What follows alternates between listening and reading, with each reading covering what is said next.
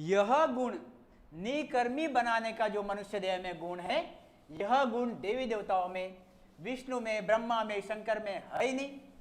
इसलिए क्या कहते हैं देखो आप, ब्रह्मादिक विष्णु शिव देवा इंद्रदेव पछतावे, दीन दीन संत भक्ति कर केवल परम धाम को जावे। ब्रह्मादिक यानी ब्रह्मा और ब्रह्मा के जैसे बहुत, ब्रह्मादिक ब्रह्मा और ब्रह्मा के जैसे बहुत, विष्णु और विष्णु के जैसे बहुत, शंकर शक्ति, ब्रह्मादिक विष्णु शिव देवा, देवा यानी शक्ति, इंद्र यानी इंद्र 33 कोटि देवता का राजा, पछतावे, यह पछताते हैं, पछताते हैं। देखो अभी आप क्यों पछताते हैं कि यहाँ पे जो मनुष्य देह में शरीर, मनुष्य देह में आदमी आया हुआ है, हंस आया हुआ है, यह मनुष्य देह में आया हुआ हंस राम स्मरण करके सदगुरु के शरण में गया, सदगुरु के शरण में गया और राम स्मरण कर रहा, राम स्मरण कर रहा, राम स्मरण कर रहा, अपने कर्म काटे और शरीर छूट गया, मोक्ष में चले गया। कहाँ गया? इनके परे देश में गया, इनके आगे के देश में गया, उस सत्स्वरूप के देश में गया, मोक्ष में चले गया। और जाता तो इनके सामने से जाता, इनके सामने से जाता, जब जाता तब, जब प्लेन में जाता वो उस सत्स्वरूप का विमान आता, सत्स्वरूप के विमान में जाता, तो यह सब देखते रहते, ब्रह्मा देखता, विष्णु देखता, शंकर देखता, देवी देवता देखते, इंद्र देखते और प्रणाम करते सबके सब कि यह परमात्मा, यह सत्स्वरूप के देश में जा रहा संत है, बहुत भारी है, बहुत भारी है, बहुत बढ़िया काम किया है इसने, शरीर छूटने के बाद सदगुरु सत्स्वरूप के देश में जा रहा है। तो इनको पछतावा होता, क्या पछतावा होता कि हम जब मनुष्य देह में थे तो हमने ऐसा क्यों नहीं किया। क्या पछतावा होता? हम जब मनुष्य देह में थे तब हमने ऐसा क्यों नहीं किया, हम क्यों विष्णु बने, हम क्यों शंकर बने, हम क्यों ब्रह्मा बने, हम क्यों नहीं उस सदगुरु के शरण में गए और उस परमात्मा के देश में गए, क्यों नहीं गए। अगर हमारे हाथ से अगर कोई सौदा छूट जाता है, एक आधा प्लॉट का सौदा रहा, एक आधा शादी का सतपन रहा, शादी ब्याह का अगर एक आधा लड़का अच्छा रहा, अगर हमारे हाथ से वो छूट जाता है तो हमको पछतावा होता है। पछतावा क्या होता है कि तब इतनी बढ़िया चीज हमारे हाथ से छूट गई। अब ये देखो, यानी छोटी छोटी बातों पे हमको इतना पछतावा होता है, छोटी छोटी बातों पे हमको इतना पछतावा होता है। और यह कितना भारी पछतावा होगा कि यहाँ पे मनुष्य देह मिलने के बाद स्वर्ग में चले गया, परमात्मा के देश में नहीं गया। परमात्मा के देश में जा सकता था, उस सत्स्वरूप के देश में जा सकता था, मगर वहां न जाते हुए मनुष्य देह में चले गया, वहां न जाते हुए स्वर्ग में चले गया, वहां न जाते हुए विष्णु के देश में चले गया। कितना बड़ा पछतावा हो गया। विष्णु के देश में जाने के बाद ख्याल में आता है कि अरे मैंने क्या किया, यहाँ आके फंस गया, मुझे इसके आगे जाना चाहिए था मगर मैं यहीं अटक गया। अब जब तक यहाँ के भोग भोगते नहीं तब तक छुट्टी नहीं, और जब छुट्टी होंगे तो फिर नरक से 84 लाख क्यों नहीं, 84 लाख होने के बाद मनुष्य देह मिलने के बाद सदगुरु मिलने चाहिए, ये बड़ी चीज। सदगुरु नहीं मिले तो कितनी बार मनुष्य देह मिल गया आपको, सदगुरु नहीं मिले फिर वही घूम रहे, वही चीज घूम रहे, वहीं की वहीं घूम रहे। तो ये चीज ख्याल में लाओ आप। इंद्रदेव पिस्तावे, दिन दिन संत भक्ति कर केवल परम धाम को जावे। जो संत उस परमात्मा के देश में जाते हैं, उस परम धाम में जाते हैं, वो संत धन्य धन्य है, ऐसा ब्रह्मा विष्णु महेश कहते हैं। यह कोई बाकी दूसरे लोग नहीं कहते हैं, यह ब्रह्मा विष्णु महेश उनको धन्य मानते हैं, मतलब हमारे से आगे चले गए। इसलिए हम आपको वही चीज कहते हैं कि भाई ये करो, उनके आगे जाओ। मगर दुनिया जो समझती नहीं, यही बात हो जाती। देखो आगे क्या चीज है, क्या कहते हैं आगे। अहो प्रभु मानव तन दीजे, बात वही, यह ब्रह्मा विष्णु महेश 33 कोटि देवी देवता, यह ब्रह्मा विष्णु महेश 33 कोटि देवी देवता रात दिन उस परमात्मा को यही कहते हैं। क्या कहते हैं? परमात्मा को विनती करते हैं, परमात्मा को विनती करते, विनती। और क्या कहते हैं, अहो प्रभु मानव तन दीजो। कितना उल्टा काम है, देखो आप समझ में आ रही क्या बात। यहाँ पे मनुष्य स्वर्ग स्वर्ग स्वर्ग स्वर्ग, यहाँ पे वैकुंठ वैकुंठ वैकुंठ वैकुंठ। और वो विष्णु क्या करता है, हे प्रभु मनुष्य दे दो, हे प्रभु मनुष्य दे दो, हे प्रभु मनुष्य दे दो। कितना उल्टा काम, समझ में आई क्या बात। और ये पोथियों में पढ़ लो आप, बाकी के जो ग्रंथ है वहां पढ़ लो जाके कि यह चीज सही है कि नहीं है। अहो प्रभु मानव तन दीजो, भरत खंड के माई। कहाँ पे, भरत खंड में, इधर उधर मत दो। यह योग भूमि है, भरत खंड क्या है, योग भूमि है, और बाकी भोग भूमि है। वहां पे भोग लिए जाते हैं, यहाँ पे योग लिया जाता है, योग से परमात्मा की प्राप्ति की जाती। भरत खंड के माही, केवल भक्ति करा संत सेवा, और करा कछुनाई। देखो यह ब्रह्मा विष्णु महेश यह कहते हैं कि केवल भक्ति करूंगा और संत सेवा करूंगा और बाकी कुछ भी काम धंधे नहीं करूंगा। मगर हम सिर्फ काम धंधे ही करते हैं और फिर बोलते हैं कि यह कब करेंगे, फिर यह कब करेंगे। और भक्ति बोला तो भक्ति के लिए किसी के पास भी टाइम नहीं है, किसी के पास टाइम नहीं है। और काम के लिए बोला तो 2 मिनट में हाजिर, 1 मिनट में हाजिर। रात दिन लगा कर लगा रहता है, रात दिन लगा कर लगा रहता है, 1 मिनट टाइम मिलता नहीं काम धंधे से। और परमात्मा की प्राप्ति के लिए बोला भाई तू 2 घंटा, आधा घंटा, 1 घंटा सत्संगत को आ जाया कर, राम स्मरण कर लिया कर आधा घंटा 1 घंटा, तो वक्त नहीं है। हजार बहाने, हजार बहाने, ख्याल में है जी, हजार बहाने रहते। और क्या कहते हैं, केवल भक्ति करा संत सेवा।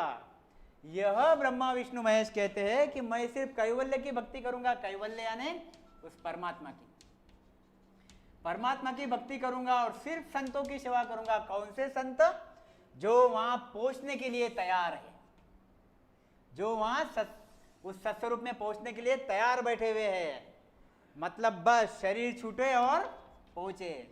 ऐसे जो संत है, यह कैवल्य संतों की मैं सेवा करूंगा और करा कुछ नहीं। और बाकी के कुछ भी काम धंधे या फिर कुछ भी चीजें मैं नहीं करूंगा, और बाकी कोई भक्ति भी मैं नहीं करूंगा। देखो अब देखो एक और बढ़िया चीज, साखल बंध्यो सिंह पछतावे। बहुत बारी बारी चीजें है, गुरु महाराज ने लिखी है वाणी जी में, बहुत एक से एक चीज लिखी हुई है। साखल बंध्यो सिंह पछतावे, अब कहो कौन छुड़ावे, पाप पुण्य कंचन लोह बेड़ी, पाव पड़या दुख पावे। अब देखो कितना बढ़िया है, कितनी बढ़िया चीज है। संकल बंध्यो सिंह पछतावे। सिंह देखा आपने, सिंह टीवी में इधर उधर तो देखा ही होगा, सर्कस में देखा होगा, जंगल में तो किसी ने देखा नहीं है। जंगल का राजा सिंह, सिंह के सामने कोई जाता क्या। और सिंह कैसा है, राजा है, राजा ताकतवर है, ताकतवर है। मगर जब सांकल से बांध दिया गया तो कैसी हालत हो गई, पछताना हो गया, पछताता फिर।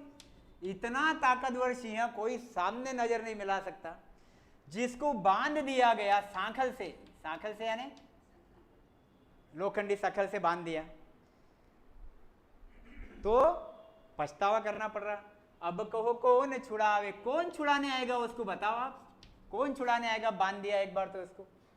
ऐसे ही पाप पुण्य कंचन लोह बेड़ी, ये ख्याल में लाना चाहिए। इसके सिवा आपको मोक्ष की तैयारी होती नहीं आपकी जाने की, आपका मन ही नहीं बनता, आपका मन बनता ही नहीं मोक्ष में जाने का। पाप पुण्य कंचन लोह बेड़ी, पाप की बेड़ी और पुण्य की बेड़ी। देखो ये पाप की बेड़ी, एक पैर, ये पैर।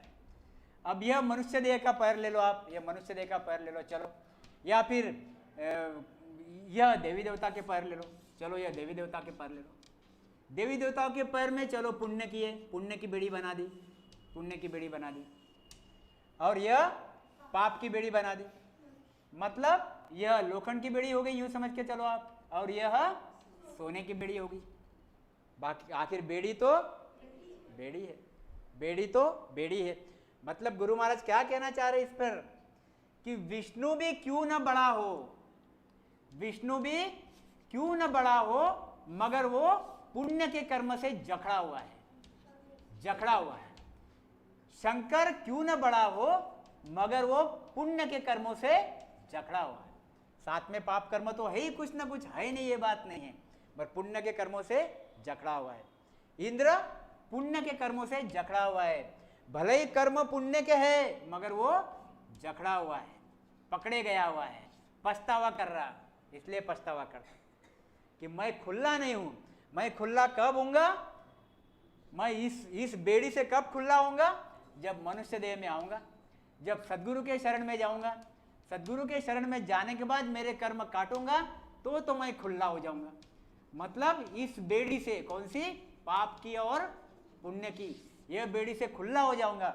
और जब मैं ऐसा होऊंगा तो मोक्ष मिलेगा, और जब मोक्ष मिलेगा तब परमात्मा स्वरूप हो जाऊंगा, तब परमात्मा स्वरूप हो जाऊंगा। ये चीज है।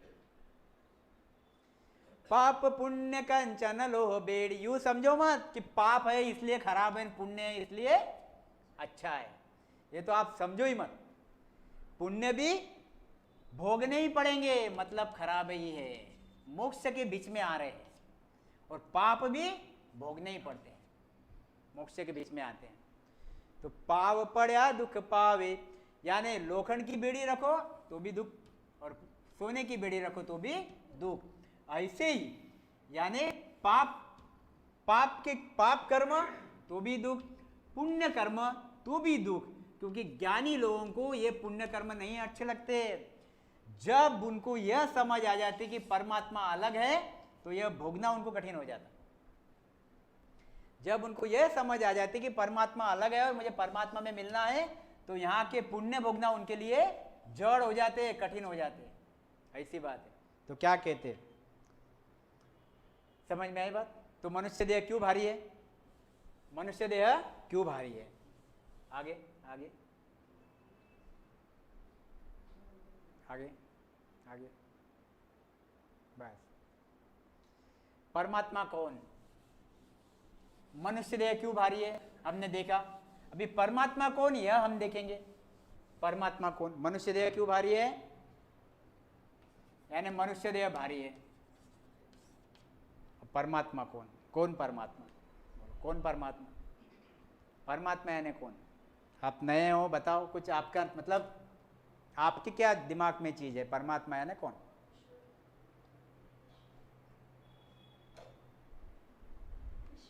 ईश्वर, परमात्मा यानी ईश्वर, वो तो उसका नाम हो गया दूसरा। देखो आप, परमात्मा यानी कौन? साहेब सबका बाप है, बेटा किसका न होय, जो बेटा बन के अवतरे सो साहेब ना होय। बहुत ही एकदम सोपी सोपी साखी है, आपको समझती हो। साहेब यानी परमात्मा, साहेब यानी परमात्मा, सबका मालिक, सबका मालिक एक, सबका मालिक एक। हम बार बार कहते हैं कि सबका मालिक एक, और भजते सबको, भजते सबको, पूजते सबको। सबका मालिक एक यानी परमात्मा, धनी मालिक, धनी परमात्मा। क्या कहते, साहेब सबका बाप है, बेटा किसका न होए। साहेब किसी का बेटा नहीं हो सकता क्योंकि वो सबका बाप है, यानी परमात्मा किसी का बेटा नहीं हो सकता, वो सबका बाप है, बाप। बेटा बन के अवतरे सो साहेब ना होए, जो बेटा बन के अवतरता और कहता कि मैं परमात्मा हूं, वो परमात्मा कभी भी हो नहीं सकता।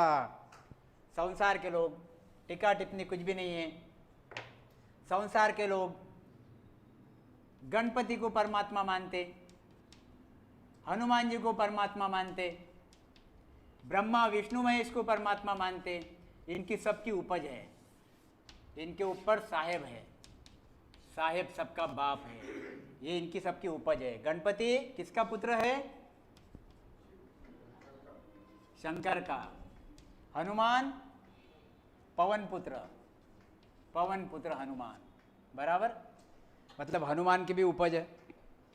अगर यह मालिक है तो कबीर जी की साखी झूठ है, अगर ये मालिक है तो कबीर जी की साखी झूठ है, यानी वो फिर कुछ मतलब नहीं उसको, है कि नहीं? साहेब सबका बाप है, सबका मालिक साहेब परमात्मा सबका बाप है, बेटा किसका ना होए। अगर कोई कहता है कि गणपति परमात्मा है तो यह परमात्मा हो नहीं सकता, हनुमान जी परमात्मा है तो हनुमान जी हो नहीं सकता। ब्रह्मा विष्णु महेश त्रिगुणी माया है, त्रिगुणी माया। रजो ब्रह्मा यानी रजो, विष्णु यानी सतो, और शंकर यानी तमो। रजो तमो सतो, रजो तमो सतो, यह गुण इनकी पैदाइश है। त्रिगुणी माया शक्ति इनकी पैदाइश है, इनकी पैदाइश है, इसलिए साहेब हो नहीं सकते, क्योंकि साहेब कभी भी बेटा नहीं हो सकता, वो हमेशा साहेब ही है। साहेब जो बेटा बन के अवतरे सो साहेब ना हो। इसलिए आप ख्याल में रख लो कि परमात्मा अलग है, परमात्मा टोटली अलग है। क्या कहते हैं गुरु महाराज, कहते हैं कि परमात्मा कौन है? अनगढ़ देव मूरत रामा। परमात्मा कौन है? अनगढ़ देव मूरत रामा। परमात्मा अनगढ़ है, अनगढ़, अनगढ़ परमात्मा, अनगढ़ है परमात्मा। अनगढ़ देव, अनगढ़ देव। अमूरत रामा, वो मूर्ति में भी नहीं आता, अमूरत, उसको मूर्ति में लाया ही नहीं जाता, मूर्ति में आता नहीं। अनगढ़ देव मूरत राम, मूरत सबकी कीणी रे। उसने ब्रह्मा को बनाया, उसने विष्णु को बनाया, उसने शंकर को बनाया, उसने 33 कोटि देवी देवताओं को बनाया, उसने मनुष्य देह को बनाया, उसने 84 लाख योनियां बनाई, सब कुछ बनाया उसने बनाया। यानी उसके ताकत से, उसके ज्ञान से, विज्ञान से चलता सब कुछ, उसके विज्ञान से सब कुछ चलता। उसने अगर विज्ञान निकाल लिया, सब वहीं के वहीं बंद हो जाता, खत्म हो जाता, खत्म हो जाता, खलास हो जाता। तो उसके विज्ञान से चलता। सबको सहारा किसका है? तो उस परमात्मा का सहारा है सबको। तो क्या कहते? परमात्मा अनगढ़ देव, गढ़ने में नहीं आता ऐसा देव परमात्मा। अमूरत रामा, मूर्ति में नहीं आता ऐसा परमात्मा। मूरत सबकी कीणी रे, इन सब की मूर्ति उसने बनाई, मगर चीज कैसी है देखो आप। या को भजे, गुरु महाराज कहते कि घड़े हुए को भजते हैं संसार के लोग, घड़े हुए को भजते। या को भजे तजे नरवा को, अनगढ़ को तजते, अनगढ़ को छोड़ते और घड़े हुए को भजते। आभीष्ट बुद्ध कुण दीनी रे, इतनी हल्की बुद्धि आपको दी किस? समझ में आई बात? इतनी हल्की, जो अनगढ़ है, सबका मालिक है, उसको तो आप भजते नहीं। आपके पास वक्त ज्यादा नहीं है, ये आप ख्याल में लाओ चीज।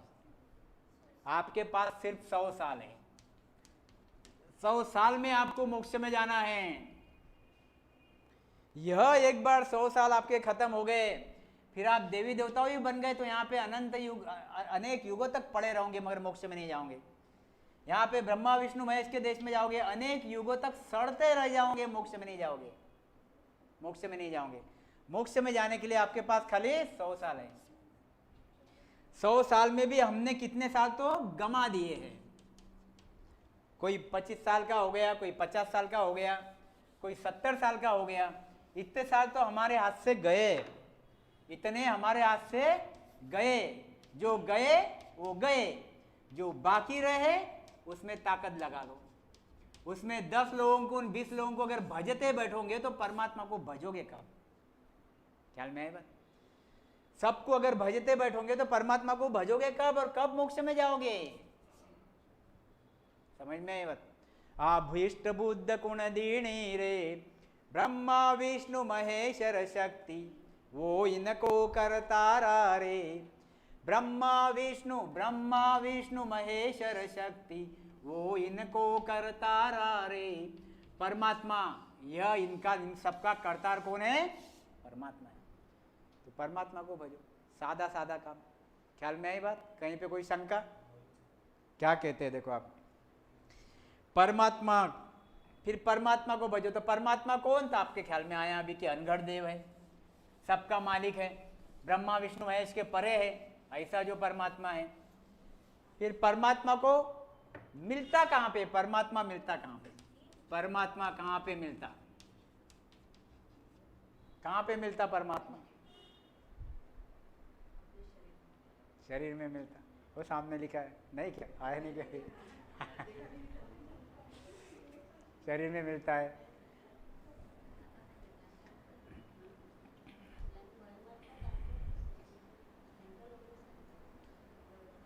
देखो गुरु महाराज ने एक पद लिखा हुआ है यहाँ, बांधा शरण सबल की गेरे हो, बांधा शरण सबल की गेरे, निर्बल शरण सकल जम तोड़े, निर्बल सकल जम तोड़े, पार ब्रह्म की रे हो, बांधा शरण सबल की गेरे। क्या कहते? अरे भाई गुरु महाराज कहते हंसों को, जीवों को, मनुष्य देह को कहते कि शरण तो लेनी है, क्योंकि बिना शरण लिए आगे बहुत काम कठिन है। शरण तो लेनी है। यहाँ पे भी हम शरण लेते हैं। किसकी शरण लेते ही रहते हैं। कोई बीमारी है तो डॉक्टर के शरण में जाते, कोई और कुछ काम आया तो उसके शरण में जाते, और कुछ काम आया तो उसके शरण में जाते। शरण हमको लेनी ही पड़ती है। फिर भक्ति के हिसाब से कोई ब्रह्मा की शरण लेता, कोई विष्णु की शरण लेता, कोई शंकर की शरण लेता। गुरु महाराज क्या कहते? जब तुझे शरण लेनी है तो सबल की ले। सबल यानी सबसे ताकतवर, सबसे ताकतवर, सबसे पराक्रमी, जिसके ऊपर कोई नहीं है, सबके ऊपर वो है। ऐसे पराक्रमी, ऐसे ताकतवर आदमी की तू शरण ले। बंदा शरण सबल की घेर। निर्बल शरण, अगर तू निर्बल की शरण लेगा, निर्बल यानी जिसमें बल नहीं है, तुझे जितना चाहिए उतना बल, तेरी रक्षा करने इतना बल नहीं है। अब यहां पे देखो, यह जो काल है, गुरु महाराज क्या बोलना चाहते हैं कि काल से तेरी रक्षा कौन करेगा?